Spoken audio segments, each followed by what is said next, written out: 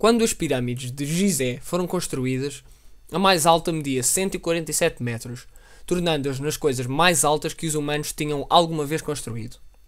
E mantiveram esse estatuto por cerca de 4.000 anos. Apenas quando chegámos ao século XIV, construímos algo mais alto, a Catedral de Lincoln, em Inglaterra, de 160 metros. Mas então, o que é um edifício? Tecnicamente falando, um edifício é uma construção em que pelo menos 50% da sua altura são andares habitáveis, pisos onde as pessoas podem andar e fazer coisas. Menos do que isso e é considerado uma torre.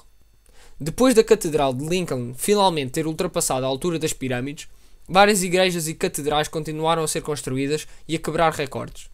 O próximo edifício a aguentar o recorde por um período relativamente longo foi a Torre Eiffel. Manteve o recorde por mais ou menos 40 anos seguidos. Foi depois ultrapassada pelo edifício Chrysler, de 319 metros, apesar de este ter sido rapidamente deixado para trás pelo Empire State Building, com 381 metros. O Empire State Building é um edifício interessante, pois foi a primeira construção totalmente humana tão alta que se uma pessoa saltasse do topo, atingiria velocidade terminal antes de bater no chão. É tão alta que se saltares, deixas de acelerar, pois atingirias a máxima velocidade que o teu corpo pode atingir em queda livre. Na década de 1950, algo estranho começou a acontecer. Os humanos começaram a construir torres para televisão e rádio, que foram ultrapassando os edifícios propriamente ditos. Por isso, desde que a torre de televisão KWTV quebrou o recorde, vários edifícios como as torres Petronas, o Taipei 101 e o World Trade Center, a torre de Sears, nunca de facto foram a coisa mais alta que já construímos. Houve sempre uma antena de TV ou uma rádio mais alta.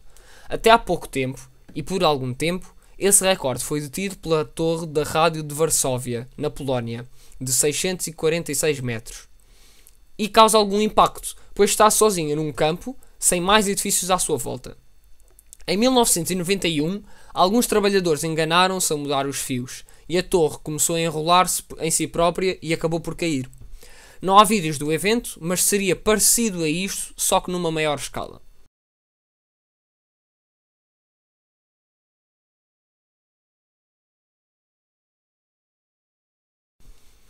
Depois da Torre de Varsóvia cair, a Torre de TV KVYL da Dakota do Norte tornou-se o objeto mais alto, ainda em pé, feito pelo homem.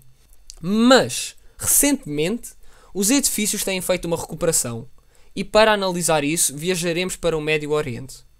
Se pegasses no rio Nilo, esticasses todo o seu comprimento e o colocasses na vertical em cima da superfície terrestre, ficaria mais ou menos por aqui.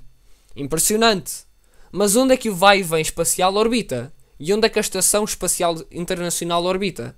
Será que é aqui? Ou aqui? Mais ou menos ali.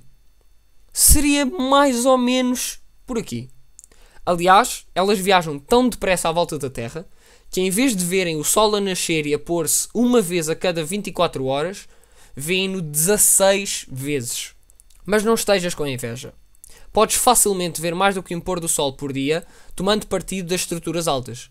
Vamos ver a estrutura mais alta alguma vez construída pelo homem, que mantém o recorde neste momento, o Burj Khalifa, no Dubai.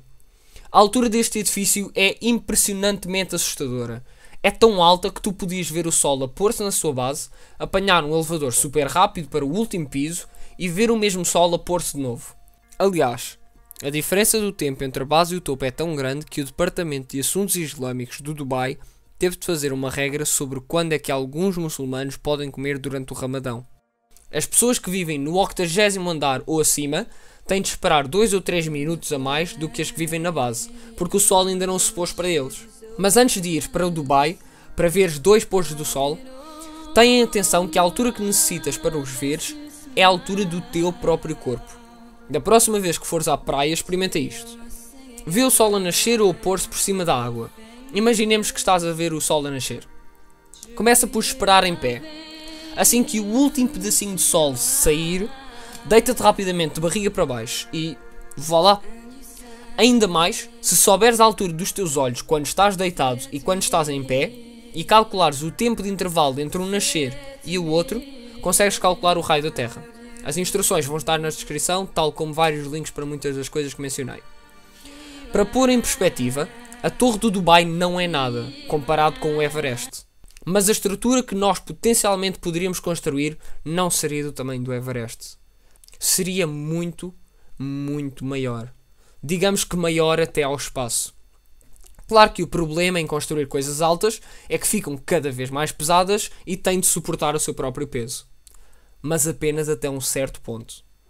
Se construíssemos um objeto tão alto que chegasse ao ponto geoestacionário, a estrutura começaria a ser influenciada por duas forças: a gravidade, que puxa para baixo, e a centrífuga, que puxaria para fora. Assim, o edifício conseguiria manter-se estável e teria mais do que 35 milhões de metros de altura. Este tipo de estrutura é conhecido como elevador espacial. Infelizmente, não há materiais fortes o suficiente para tornar esta construção possível. Com exceção, talvez, dos nanotubos de carbono ou dos nanotubos de nitrato de boro. Claro que se fôssemos a um corpo celeste mais pequeno, como a Lua, conseguimos fazer hoje com algo como o Kevlar.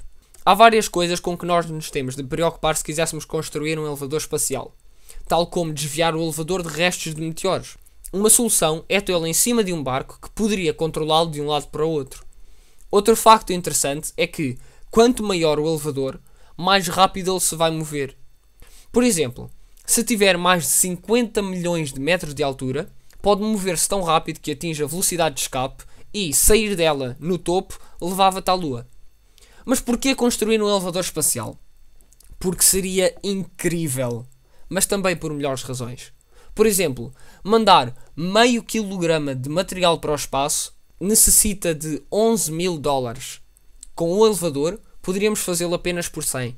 Essa diferença é tão significativa que Philip Reagan disse que o primeiro país a ter um elevador terá uma vantagem de custos de 95% e possivelmente controlará toda a atividade relacionada com o espaço. E como sempre, obrigado por verem.